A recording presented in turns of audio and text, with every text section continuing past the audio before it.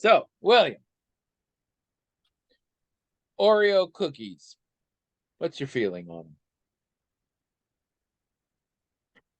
Um, well, I have always liked Oreo cookies, and they have different varieties too, which I've normally also liked. them? I Very think much, yeah, many varieties these days. I think I like the kind that have extra filling in the middle. I think I like those probably the most. But that doesn't really narrow it down these days. Are you talking about double stuff or most stuff? Or I believe there's one called even more stuff. Like there's a lot of different stuff levels. Yes, there are, and I think I like all of those. I don't. I mean, I I suppose if I tried them all, which I haven't, um, you know, one of them might start to feel like a little bit much. Double stuffs don't seem like too much. Um, No, I find double stuff about the right ratio. okay, well, I like that maybe I would too. I personally. have no idea, but Um, yeah, These are not unusual opinions. A very, very, very popular cookie. What one could argue, one of the most popular cookies in North America, at least, and I think probably in several other countries out there. Much of the Western world knows Oreos. We most of us have eaten them or knockoffs or Hydrox, which are the originals, sure. um, for our whole lives. Do you remember your first Oreo? Your No, I don't very remember first it at all. Oreo cookie? I'm not even Well, I'm sure. curious. I'm not sure. In fact, I'm pretty sure the first cookie like that I ever had wasn't an Oreo. I'm pretty sure. But you don't Uh, remember. I don't remember And you specifically. certainly don't remember your first name brand Oreo. Nope. That is fascinating. Neither do I. I wonder why that is. Possibly because we were probably small children and eat tons of them all the time. And while it is a good cookie, it is not a life changing accomplishment. And yet, the most recent Oreo commercial I keep seeing, their entire tagline for it is "You never forget your first Oreo," which I'm like, absolutely not true. Almost, not. I would venture a guess that 99.99% of people who had their first Oreo before puberty do not recall the specific Oreo. And most of those after that, probably at least 80 to 90% of those also don't. But here is where it gets weird because this commercial in question is not advertising Oreos, even though the tagline is "You never forget your first Oreo." The tagline is that, but the product is the gluten-free Oreos, which I have heard are not bad. I have some friends who are celiac, and they say they are okay. They are making this comparison to real Oreos because, of course, they have had real Oreos in the past. Because, and y'all need to help me out with this because I've not known too many celiac children, but gluten intolerance is one of those things that you don't just the doctors run a test one day and they're like, "Did you know you're gluten intolerant?" No, you do things and you get ill, and in the process of trying to eliminate what made you ill, you eventually, hopefully, see a pattern tied to gluten, Yeah, a lot of which food means intolerances are that way. to me that virtually no celiac individual ever had a gluten-free Oreo as their first Oreo. So even then, it's not a thing because the implication to me is that, oh, see, now celiac people who have never had an Oreo can have one. And I'm like, no. But also, because I've been raging about this for days now, I realized there's a further implication here because we're talking about the gluten-free Oreos. So we're talking about people with gluten intolerance. And you never forget your first Oreo, which we've established is almost certainly not the gluten-free one. So what this commercial is inadvertently saying is you always remembered your first Oreo because it made you shit yourself violently. Well, now we have an Oreo we'll call your second Oreo that will not do this. Please buy our product. There's so much of this going on these days. I've seen this commercial many times. The first time I saw it, I didn't even bat an eye. Of course, it's a commercial of young people having Oreos. It's great. And they're like, you never forget your first Oreo. It makes total sense. Completely. And then the second time I was like, wait, what? I don't remember my first Oreo. Who would? How many people are like, oh, I was 5. And my dad said, you want a cookie? And I said, yeah. And he gave me this cookie like I'd never seen before. Like, no. It's like my earliest memories, I already have like a half masticated Oreo in my hand, clutched in my hand. And then you think to yourself, crap, I missed it. I don't remember eating. Looking at my parents, where did this come from? Tell me. How did this get in my hands? Please was tell it me whole when it started? Please tell me I haven't just forgotten because I need to remember. Other little toddler hand gripping their lapels, being like, you have to tell me. I can't forget my first Oreo. Was this the first one? How many times has this happened?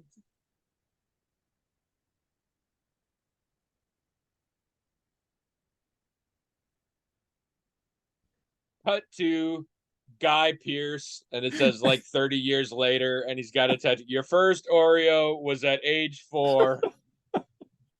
Yeah, that's what I was thinking too. Your parents, don't trust your parents' lies. They'll tell you it was later.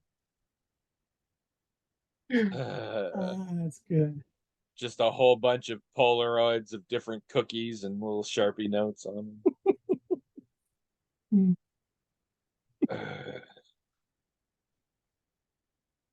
Oh, that's good.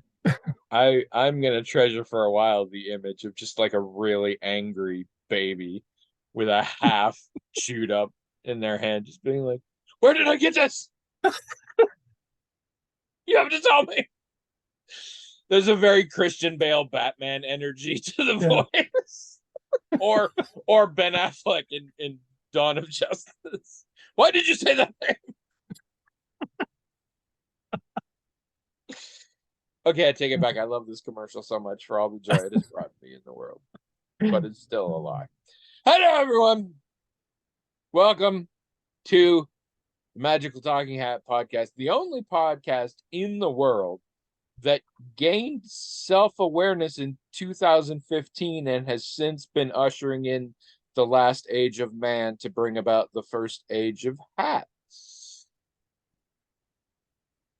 I didn't write that, and we don't have an auto cue, so I'm a little confused. Whatever. I'm Tony. And I'm William, and this is episode 640. Yes, and William's voice sounds different because his mic may just have died. We don't know. His mic is on the injured list right now, the injured reserve. So I'm assuming this is just your computer's built-in mic, which is what I use. So who are you to judge? I also like using this because then I can have the fan blowing on me and it's not getting in the way because I'm not using the mic on the headphones. So like right now, you're not hearing the fan, I'm assuming, but it is freaking warm. So I have the fan because it's hot. It's very hot outside. I tried to do all the warm things this morning, but it still made the house hotter than I liked. Anyway, for those of you just joining us, it's not usually this much about cookies, at least as far as we can remember. We have a hat. It is magical in that it has its own email address, themagicaltalkinghat@gmail.com. And people write in emails to that email. You get it. Themagicaltalkinghat@gmail.com with whatever the crap they want. The hat magically forwards us the emails. We read them, talk about them. That's pretty much it. It's not much to it. But we haven't let you down so far. So somebody's been on vacation for a week. How's that been? um, for a week. I mean, kind of, I guess.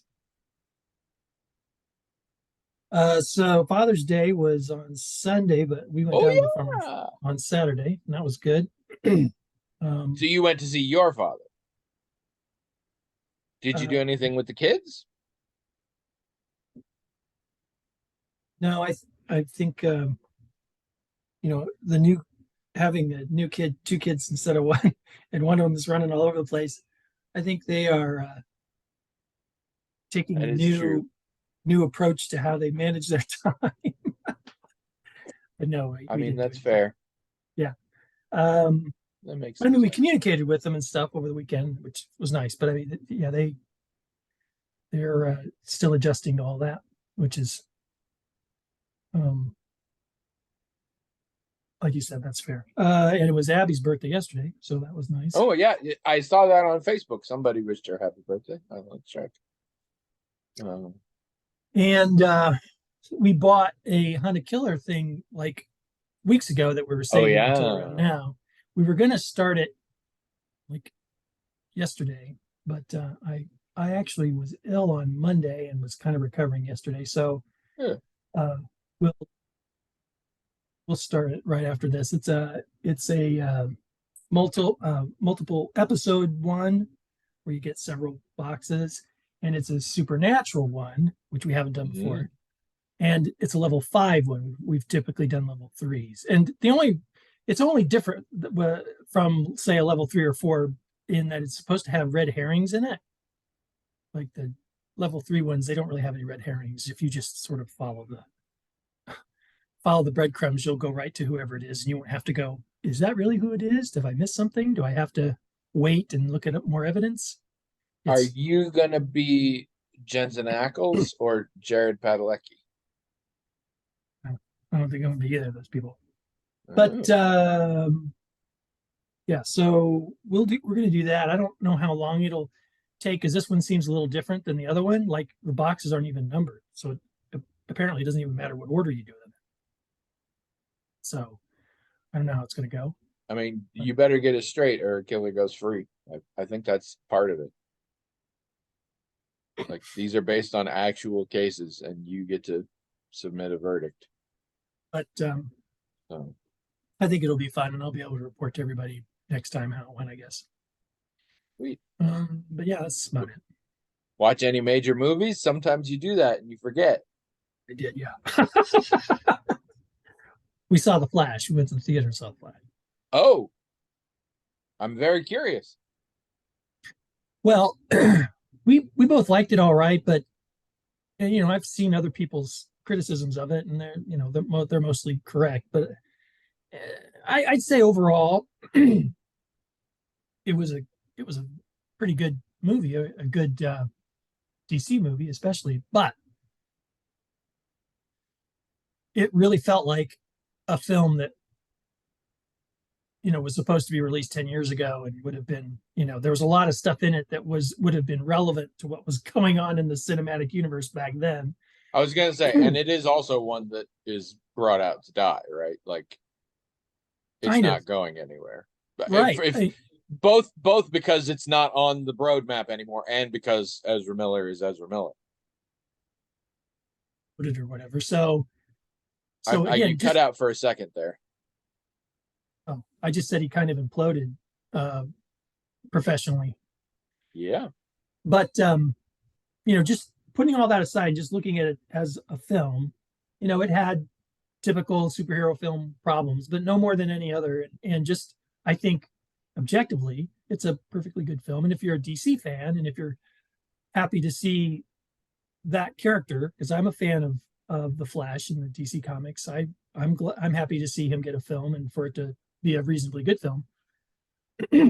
But then you add all of the stuff that contextualizes it, including Ezra Miller's stuff, and the fact that this film just feels like it was done 10 years ago, and now they're only showing it 10 years late, and it'd be really hard for me to recommend it to anybody. I mean, if I had seen it here at home instead, I would have thought to myself, yeah, I'm kind of glad I waited, because there wouldn't have been any reason to see this in the theater.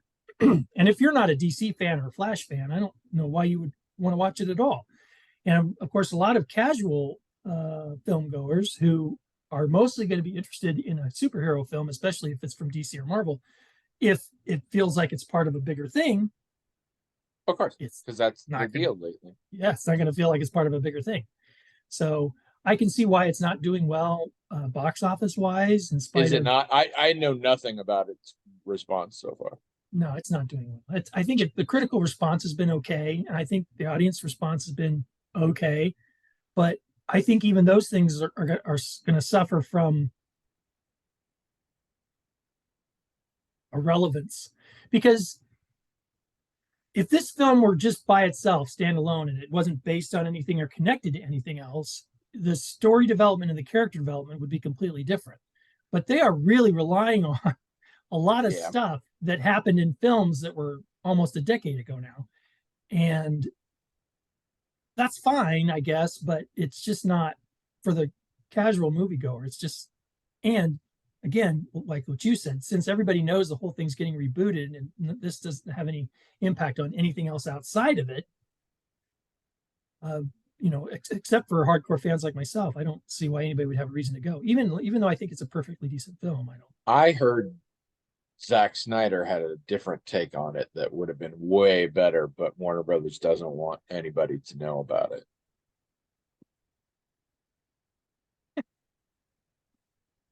Probably has to do something with Barry remembering his first Oreo or not remembering it. Maybe that's what it was.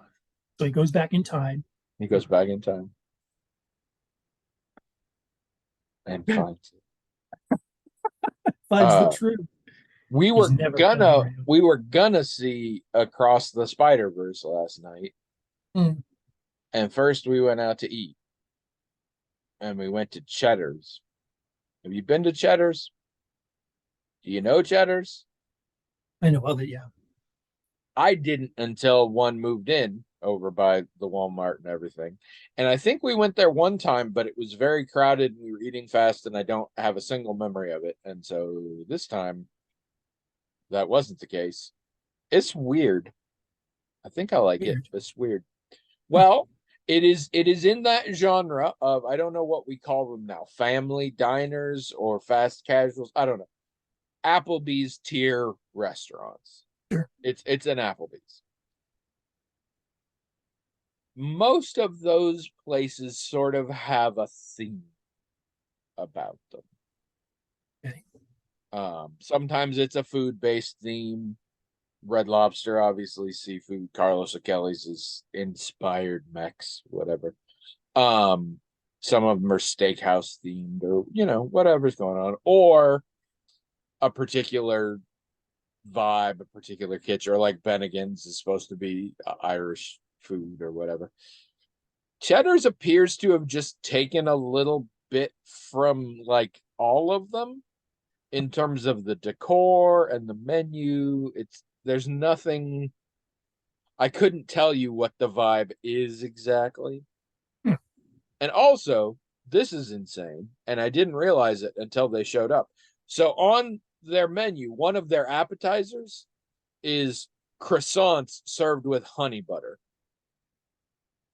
Okay. But what I didn't realize is you just get one for being there. They just bring you a croissant that's just been dribbled in honey butter with your beverage. It was crazy. Also, they have a Monte Cristo as good as Bennigan's, and Bennigan's is the only truly great Monte Cristo I've ever encountered. So I am pleased about that. But it was a weird place. Anyway, long story short, we ate too much. And then we're like, do we really want to go watch a 2-hour and 16-minute movie right now? So we decided we're going to go this weekend instead. So we'll do that. But yeah, so finally be going to the movie theater this weekend. Apparently. Wow. Yeah. That's the first time since COVID? No kidding. Wow. At first, I didn't think it was safe, and then I just didn't give a shit. And I still kind of don't, but give it a shot. Okay. Well, I hope it's a good experience for you. Me too. What else happened this week? Let's look. Yeah, let's look at your list. I did realize recently this might be my first steps into getting in a support system for when my memory starts to go, because my memory might start to go. It's a very short list today. I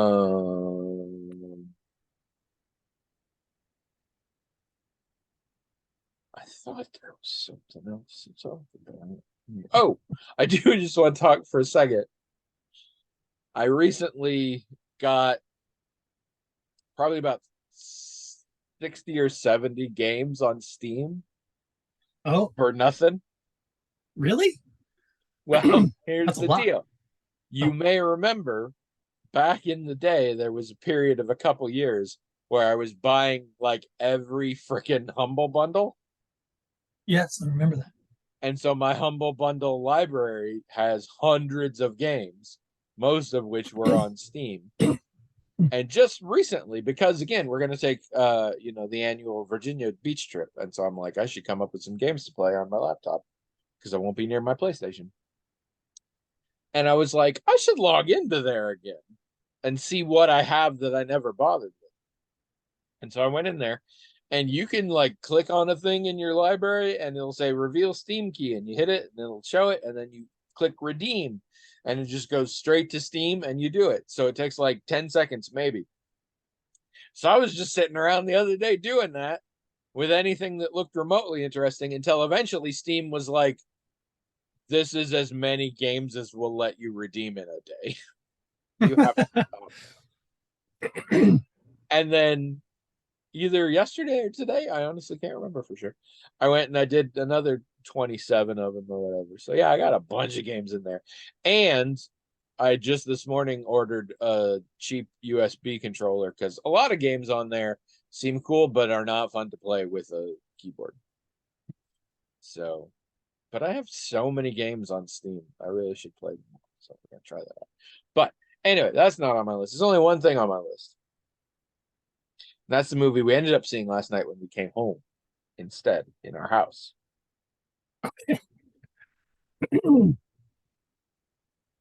The Pope's Exorcist, starring Russell Crowe Yeah, I know, starring Russell Crowe. as the Pope's Exorcist. Yeah, yeah, And that's right. what they don't mention is actually starring Franco Nero as the Pope, which for the right people is amazing in and of itself, but that's neither here nor there.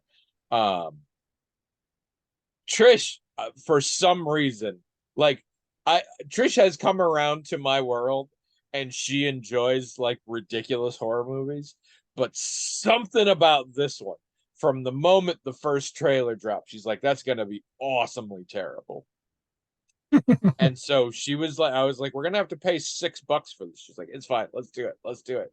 I'm like, okay, it's a little longer than we thought, so you're gonna be up a little later. She's like, it's fine. I went so we went to see the Pope's Exorcist. We saw the Pope's Exorcist. Okay, here's what I'll say. Okay. I mean, it's not good, but I would have said right up front if it turned out it was good. Because that would have been shocking. It is a movie that I think was entirely made based on the idea that Russell Crowe would have a really fun time making it, and I suspect he did. Huh. It's not good, and sadly, it's not that bad. It's real. Like I probably wouldn't have mentioned it based on most of the film. It's a very boring, fairly predictable, not particularly scary possession movie. Mm. Except there are a couple of places, most notably the last 10 or 15 minutes of the film, where they are really, it becomes aware that the goal here is to create a film series of basically supernatural action buddy cop movie. What? Yeah. except instead of cops, they're like badass priests. And this is Russell Crowe and who? Well, I mean, spoilers a little bit, but the other major priest in the movie, Russell Crowe, is the Pope's exorcist, so he gets brought in, and the local guy is like young and uncertain and sort of falters and stuff, but eventually he becomes badass too. And seriously, like the end segment is a full on like CGI heavy battle with evil that includes, I swear I am not making this up. It includes a small bit of what I would refer to as Power Rangers grade synchronized choreography while reciting prayers to wipe out the demon In Latin. well. It's a whole plot point what language it is at various times, Oh, I see. because one of the priests is Italian and one of the priests is Spanish, and they try to speak in English as much as possible because of the audience. And so that's a This is the whole deal. audience. Is a So the whole plot can deal. happen. Yeah. Exactly. So the movie can. And then the very like I'm like I want to dance around this. It's a spoiler. It's not it's more interesting than the movie, and nobody should see the movie anyway. But at the very end, like out of fucking nowhere, they're like, so because the mythology in this movie is that the demons are the 200 angels that were cast down with Lucifer. And this movie, it turns out that the location we're dealing with is one of the 200 locations.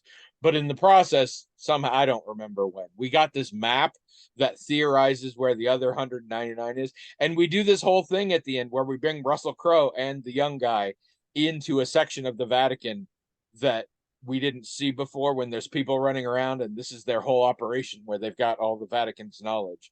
And they're like, we have these 100. And basically we determine we're going to turn them into this like 2-person like Men in Black bullshit. They're gonna go around and like hunt, very clearly setting up a franchise. And it's hilarious because it's just straight up, and even like retroactively, there's a scene early on of Russell Crowe being chewed out by a bunch of higher level Vatican members because of something he did earlier. And it was like 20 minutes later, I paused it and I said, I just realized that was the scene where our protagonist gets called into his captain's office and chewed out for being a loose cannon cop. Yep. And like that's where they threatened to take him off the case. It was 100% that scene, just with a lot more Italian accents and a lot more priest garb. It's I don't know what they were doing, but I loved those parts. The rest of the movie is incredibly boring in a way that is even hard to make fun of. Like it's just very. Have you seen a scene in a movie where there's demonic possession? That scene is somewhere in this movie. It's not done as well in this movie, but it's there. Every scene you ever saw, like it's all the classics and all the bits where like the demonically possessed person who's been demonically possessed for days suddenly talks in their own voice and is like sad, and other people are dumb enough to like get closer, and then, oh, it turns out it was a chick. And the exorcists are real confident in themselves, but oh, guess what? Oh no, this demon has more information than the average demon, and that makes them doubt themselves. And at some point we have to come to terms with possibly our past sins. All the usual deal. There's more here than you realize. But at the end there really wasn't. It was still just a demon. We had to like, it's not good. But I do love, I want to live in the world where it became a series. And to be fair, I don't know how it did at the box office. Maybe it's going to get a new one. But I highly doubt it. I hope not, because it's dumb. But I love the idea. I was a little disappointed to find out that the Pope's exorcist didn't refer to Pope being possessed and needing an exorcist. Right? No, or my version, which was some poor innocent was possessed by the Pope. That's a good one. Either one of those would have been great. There is a moment in this one that is never explained, but like when shit is going bad over in Spain, the Pope kind of gets sick, and it's like somehow related. And when things seem to be at their worst, the Pope does literally like spew projectile blood out of his mouth into the face of a different cardinal. But like, we never talk about it later. Oh, okay. Never talk about The Pope just gets better as the situation gets better. It's bad. But it's as much fun as I'm having now. It's not fun bad. It's just boring for the most part. But anyway, that was all I did. Let's read an email.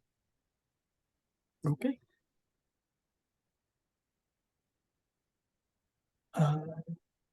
From Jazz. I've heard of Jazz. The subject line is role model suggestions needed. Yeah,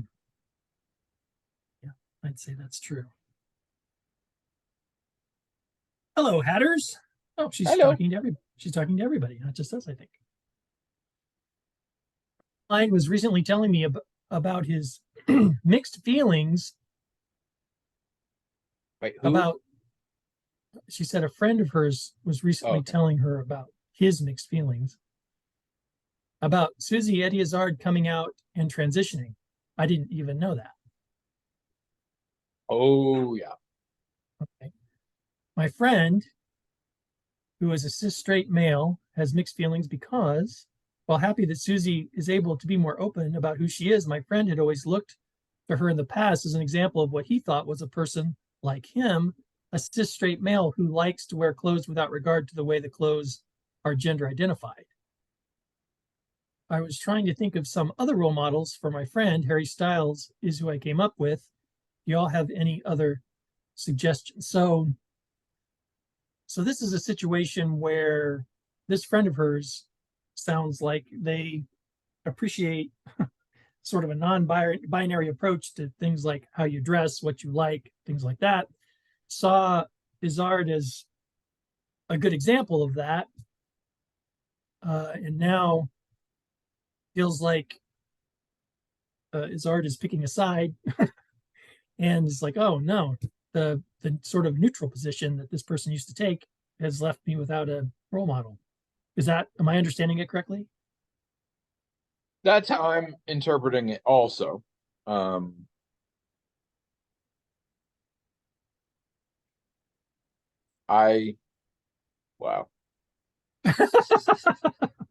This is the first I've heard of this. I didn't know. I simultaneously have so much to say about this and don't think it's my place to speak on it, which means, of course, I'm just going to say a lot. I mean, okay, where to start? Yes. The sentient being formerly known as Eddie Izzard has gone through some phases, well, throughout their career that I've known. But in more recently began presenting more femme. At some point, I believe, got breasts, at least goes around with something that now looks like breasts. I suppose they could just be external constructs. At some point, decided that she wanted she, her pronouns, and at some point got her hair really long, and at some point started using the name Susie. All of those in individual times, of which I've witnessed some. I have been a little bit off the individual for a while, for a variety of reasons, not least of which is mostly all involving privilege. Part of it is during this transition, I felt that Susie was going through a bunch of stuff and asking the world to accept while sort of not supporting the trans movement as a whole, mostly having to do with a friendship with J.K. Rowling and whatever. I also thought, insofar as when Susie was still sort of Eddie Izzard, I was starting to get very strong vibes of, oh, look, an incredibly successful white male comedian who at this point in his career basically thinks he knows everything and is getting sort of, at a certain point, they seem to think they were funnier than I did, and that's the kiss of death for me. It often comes with a comedian who has had a long and successful enough career I seem to run into this to a lot of them. Usually white men, but sometimes non-white men, and even sometimes women. AKA Roseanne Barr, AKA Chris Rock, AKA most members of Monty Python. Rowan Atkinson, all these. I'm just kind of like, I don't need to hear from you anymore. So that's my take on ism, which is very much a side point here. I think it's sort of I have no interest in the concept of role models. I am fine with that person has an aspect to them or did a thing that I think is admirable. I should take that in me and think about how I can exhibit that same thing. But it has to be individual traits. There's no person out there that's going to match up. Like, you have to be you. It's role model. I don't think there should be role models. One should pay attention to the actions and words of others and find some of them to be worth emulating or worth admiring. That's great. But a person, no. People are people. You're always going to find out something that it doesn't work anymore. I am also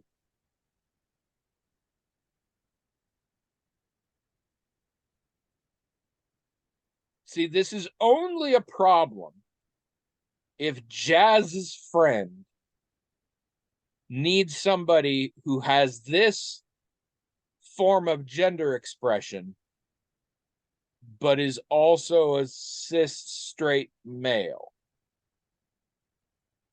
To which I would say, why the hell does that matter?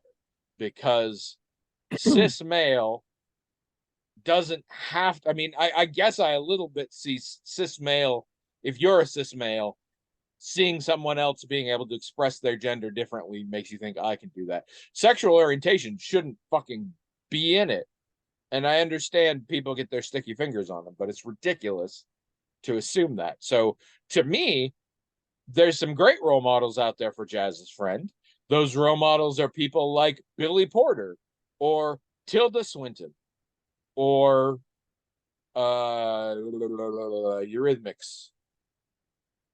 Annie Lennox. Annie Lennox, Grace Jones. There are lots of people who sort of run the gamut of their gender expression. They don't happen to be straight men. Do it anyway. Like, I don't. Well, and this is where I fall apart. I'm like, I guess I don't understand how role models are supposed to work. Well, first of all, I'd point out, like you were saying, it should be traits and not a person, which I agree with that too.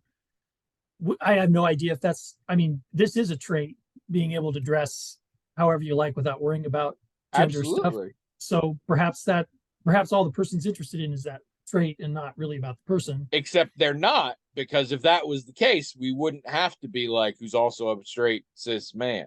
Well, that's the other side of it. I think that cis straight men in society, I think there's a lot of pressure on, I say it this way. You know, I know a lot of straight women who like to wear their hair short and they like to wear clothes that is very masculine, but they're straight, and they don't like that people assume that they're gay. It's not that they have a problem with gay people or anything like that, but there's a lot of social pressure to, they would just like it if people didn't do that, but people do that. And yes. I think this guy's probably right to think that if he dresses however he wants, if it's accepted at all, which it might not be, but if it is, it might be assumed that he's gay, which I suppose people wouldn't have a problem necessarily with that, but it's like, why should that be a thing? Why should, like you just pointed out, that's ridiculous that should be a thing, but it is a thing, and it's not this guy's fault that it's a thing. It's just no. And that's fine. And if that's the situation, fine, whatever. how does Eddie Izzard having stayed Eddie Izzard change that at all? Is it like people are like, oh, I'm gonna assume this guy is gay, and he can be like, no, I'm just an Eddie Izzard. Well, And they now also now he has to be like, I'm just an Eddie. Well, I mean, a Susie Eddie Izzard, but I'm they just also might assume he's trans, which he's not. You know, yeah. it But shouldn't be a thing at all. I'm like, does the friend no longer think this is possible? Like this was a condition that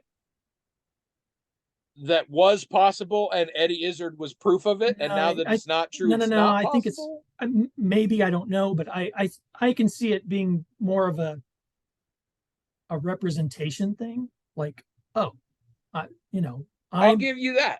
I'm I'll this give you way. that. This person's this way, so that makes sense.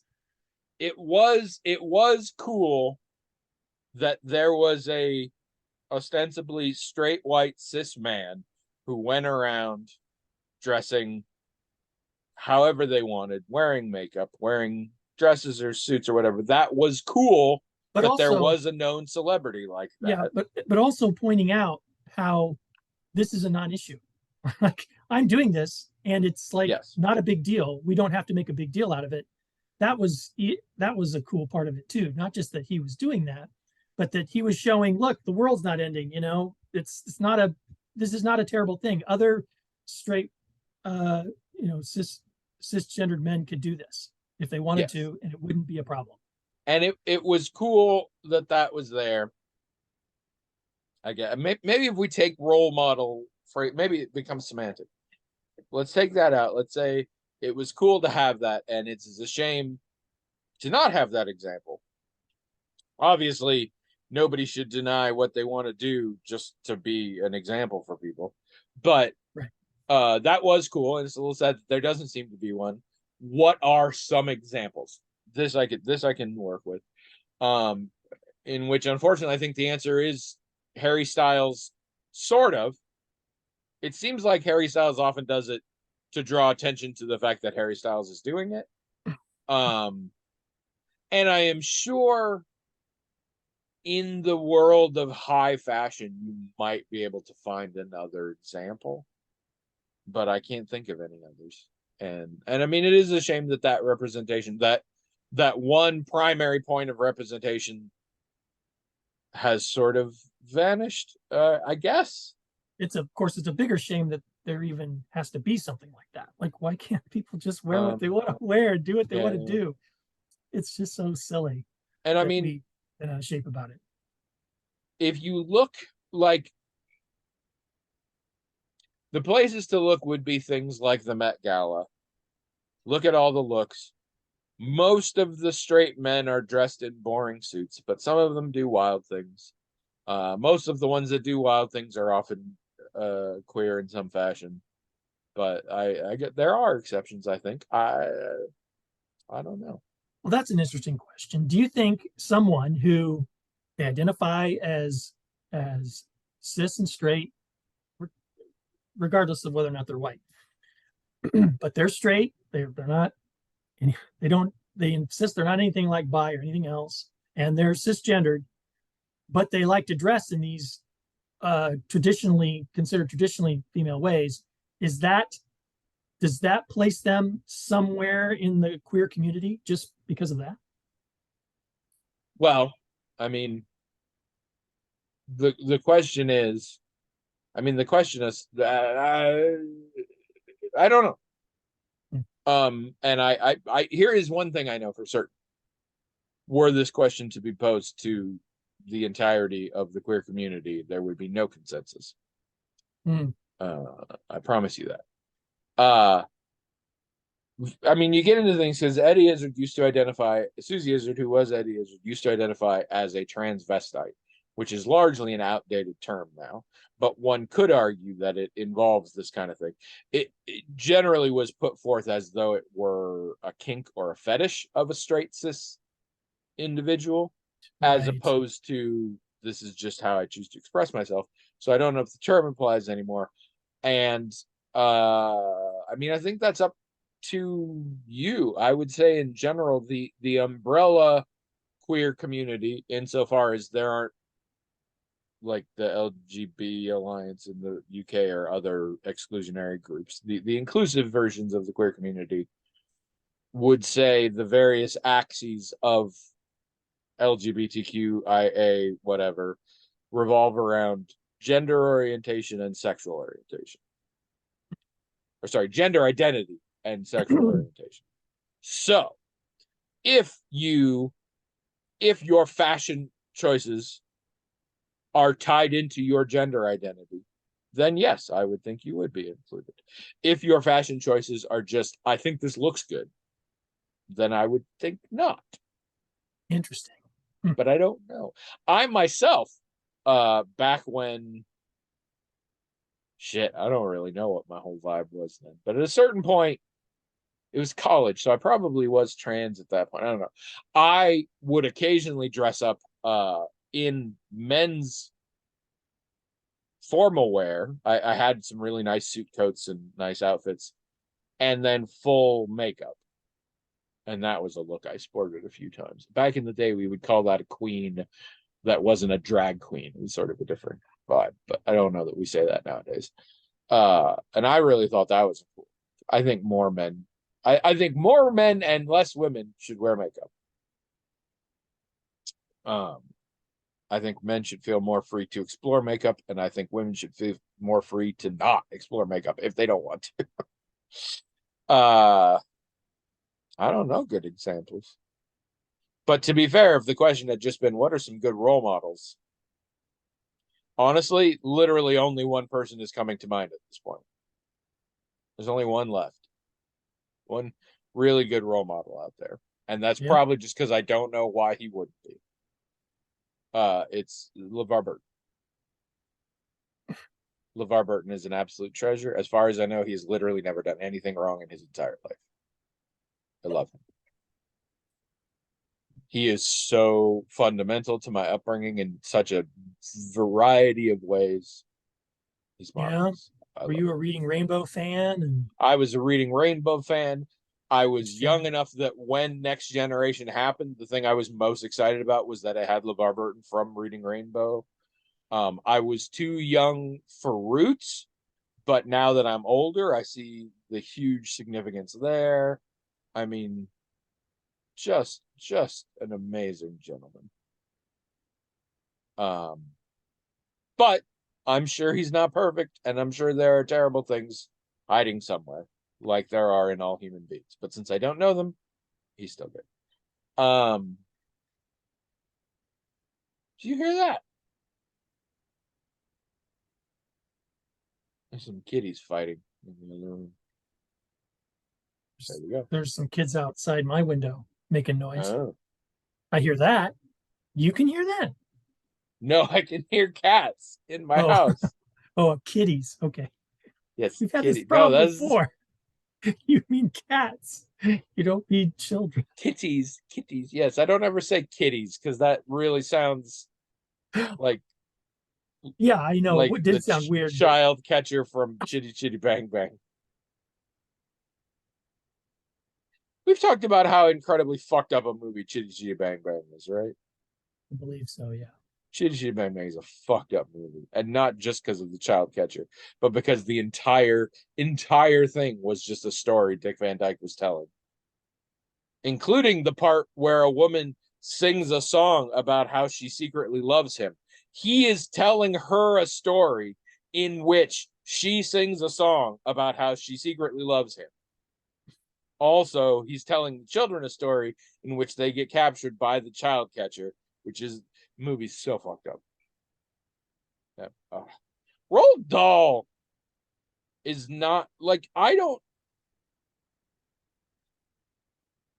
understand how Western civilization is just going around being okay that Roald Dahl existed. The man was clearly a psycho. He just wrote a bunch of children's books that could have been made into their own horror franchises. Like every Roald Dahl story is just so fucked up. And he's a beloved children's author. That's a lot of the earlier versions of fairy tales were pretty scary and brutal too. Yeah. And we're not going around saying, you know, the dude who came up with that bit in Red Riding Hood where you have to piss yourself in bed because the wolf said so? He's really just a treasure to the literary world. Well, it's like a genre though of this continued. I mean, you can find a lot of very contemporary stories where horror and death and things like that are a big part of it, but it's still geared to kids. No, it is And not. You're lying. It's but it geared to is. adults. It's not. Kids consume Really it. not. Kids seem Also, to like it. most of them do not have the levels of psychological horror that the average Roald Dahl story has. Oh well, maybe. Good and evil in one thing, but like Roald Dahl likes to mind fuck with us, and I don't appreciate it at all. I'm thinking of like series of unfortunate events. Well, I'm I thinking, also think series of unfortunate events is a great example. If you had told me Roald Dahl wrote those, I would have been fine.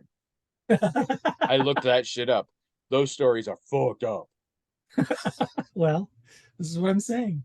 There are these very popular things out there like that for kids, which again is not a new thing because a lot of the stories people used to tell kids were full of horrible and scary things. And I I mean, I don't guess know. we got the Hunger Games. Yeah. Although that's technically young adult, I suppose. I mean, Yeah. some of this stuff is clearly like for at least junior high kids, maybe or kids who are in higher grades in elementary school who are pretty good readers. I think. I mean, I don't know what the reading level is of like say the Harry Potter See, series. I don't know. You have to be. in my day, as a kid, I just read grown-up books. And they were incredibly inappropriate, but it made sense because they were for grown-ups. I did have somebody who used to be a professional literary editor, and she did explain to me that technically young adult just means the protagonist characters are of a Yes, certain age. There is that's right. technically nothing that determines content requirement or exclusion to be a young adult book. True. However, the ones that tend to become famous and big movies and stuff like that have the broad appeal of not being like that. Right. And so I have sort of, which is why I'm a little more inclined to like, I kind of want to read the Lockwood and Co books, even though they are for a younger audience, because just the concepts look cool to me. But that's another Speaking, interesting thing is oh, sorry. that young protagonists in stories is also a pretty old, like King Arthur was 15 or something when his story starts with pulling the sword from the stone or what have you. So, a lot of Well, older stories or have young protagonists in them. but also coming of age used to be of a different age there. But I think Yeah. that makes sense because in general, the young people are the ones crazy enough to do the things that lead to adventures. Right. Right. Right. Um, it's part of I vacillate, and now it's done, so it's done. But my protagonist in my book is in her 20s, and sometimes I find that difficult because I need to keep my references straight. I don't want to reference things from my childhood because this character was born much later. But also I have to sort of remember, like, I don't want to say anything that is has too much accumulation of wisdom in it, for lack of a better term. Like, Yeah. the shit that you didn't know when you were in your 20s, but now you know. Like, if I'm writing a character in their 20s, they probably don't know that shit. So that can be hard sometimes. But it seems weird. I mean, Becca James Lowenstein is essentially going to be my age, but there's a lot of hoops to jump through as to why that works. Um, I did actually think about that. I thought about writing a series where it's essentially the whole "you're a wizard, Harry, chosen one" shit, but it's somebody in like their 40s is when they get chosen. No, I don't think anybody's done that. I don't think so either. And I That's feel really like it's a good. whole different perspective It would be, I would think. because Yeah. it's like, you're saying I'm special. No, it's, you're saying I what now? You're saying I have to wait. I have a lot of questions before we go on this epic journey. If we go on this epic journey, including why now? If I was born the chosen right? one, Right? why now? There is there's a tabletop role playing game, Monster of the Week, that's based off of the Apocalypse engine, and it's supposed to be one of those, like Supernatural or something, where like each adventure is, oh, there's a new scary monster and you have to learn about it and hunt it and whatever, so it's nice and simple. And all the Apocalypse world based things have playbooks, which are essentially the characters, and they're conceptual based rather than other things. And in Monster of the Week, there's one, I forget what it's called, but it's basically you were a chosen one and you refused your destiny.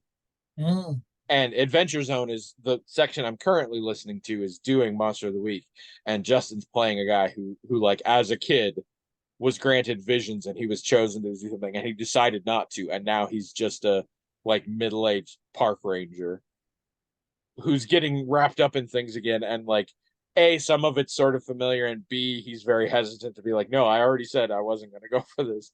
And so I that's a really fun dynamic that I haven't seen many times before. Yeah, that is interesting.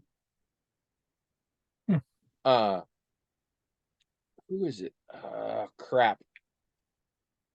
It's a lesser known comedy guy in Hollywood, who starts with initial, I don't know. He's one of the guys, the old movie Mystery Team that Donald Glover and two other guys made. It's one of those guys.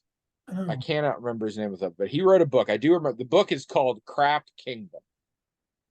And I didn't read it, but it's essentially a fantasy story, and it's about a kid who gets chosen to go be the savior of this fantasy world. And it turns out the fantasy world is really bad and like junky and terrible. And so he decides he doesn't want to do it. And he like flees in the fantasy world. And then later they get a different chosen one.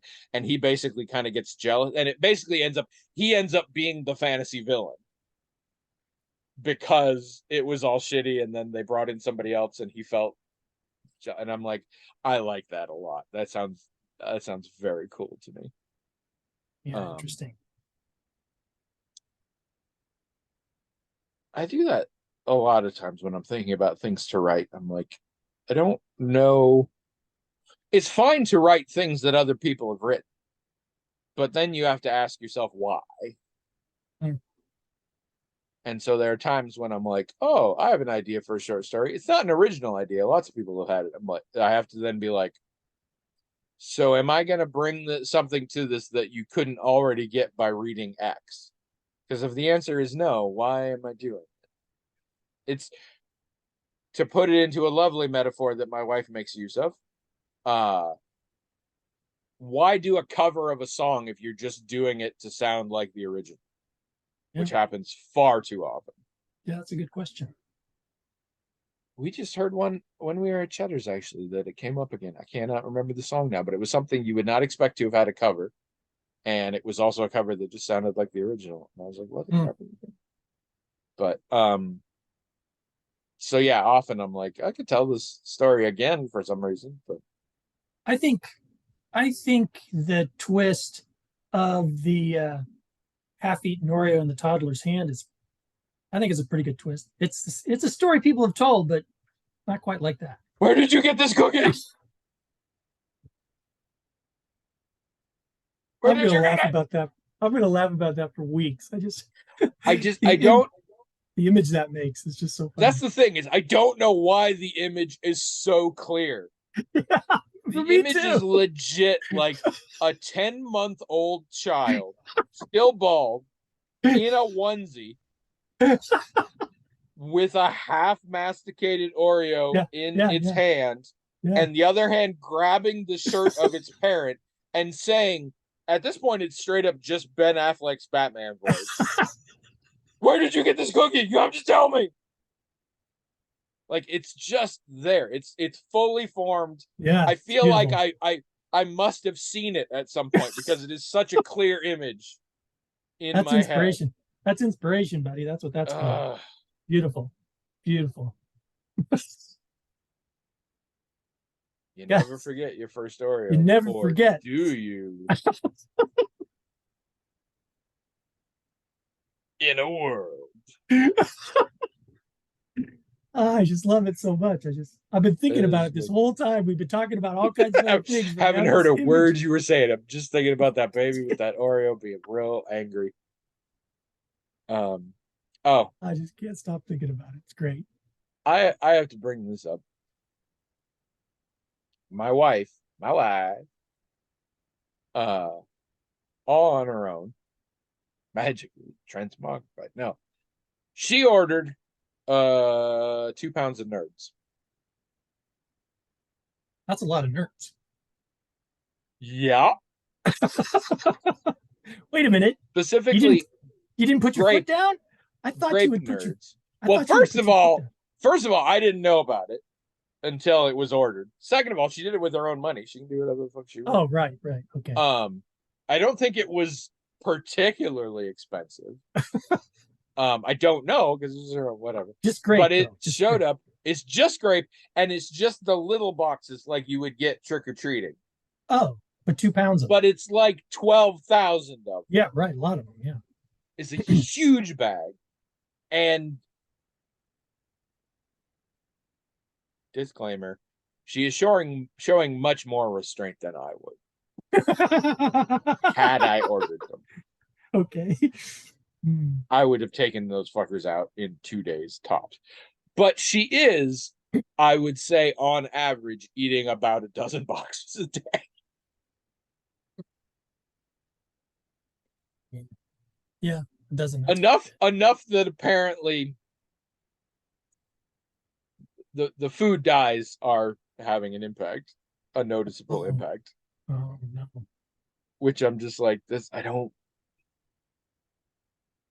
we should not have done this. Should not have happened. This should not be possible. You shouldn't be able to.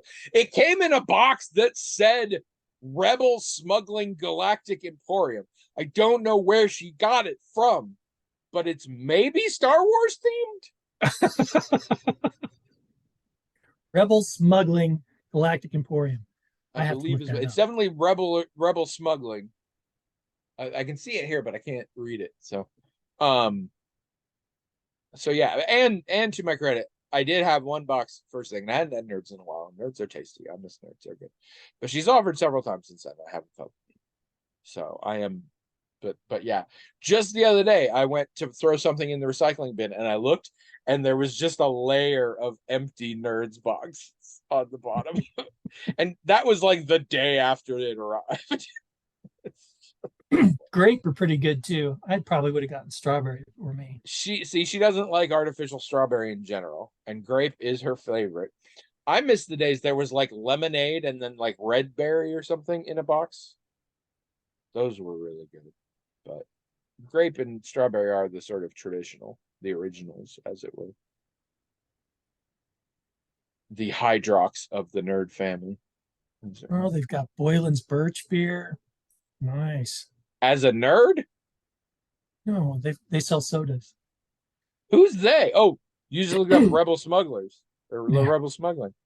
Rebel Smuggling Galactic Emporium. Oh wow. Then they've got these sodas in 5-gallon bags. That's weird. How does that work? Probably not great. Boylan, they make good stuff though. One does. Boyland, where the boys come from. That was another Adventure Zone thing. They name characters after people who tweet about them. And there was one that was Boylan, and so he made a character, but he didn't think about it. And so when he introduced him, he literally introduced him pronouncing it Boyland. He was this gruff dwarf named Boyland. And so that was how they chose. All right. We stopped being a podcast at some point recently, so we should probably end it for the week. Go to aethertheater.com if you want to see all the Williams stuff. Keep an eye out. There's going to be another sale over at Smashwords. So for those of you who haven't read my book purely because $3 is a lot, soon it might be free again. But you can get it if you're willing to spend $3. at smashwords.com. Look for my book Oddwings, Oddwings. Also go to the blog, themagictalkinghat.com. Tell us your crystal clear memory of your first Oreo. Prove us wrong. Also, your thoughts on anything else there here. How did you feel about the Pope's Exorcist? How close are you to Ezra Miller, and are you willing to come down to the station and answer for your questions? Which Izzard are you? Who's your role model? What did you do when LeVar Burton refused your proposal of marriage? We've all been there, except theoretically his actual wife. How did you react? I cried 4 days. My role model is Cinnamon Frosted.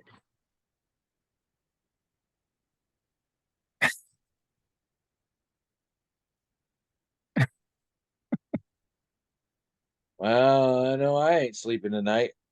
I'm just gonna be playing that over and over in my head, trying to figure out what the fuck is going on there. Cinnamon frosting. Great. I mean, there are worse things you could be.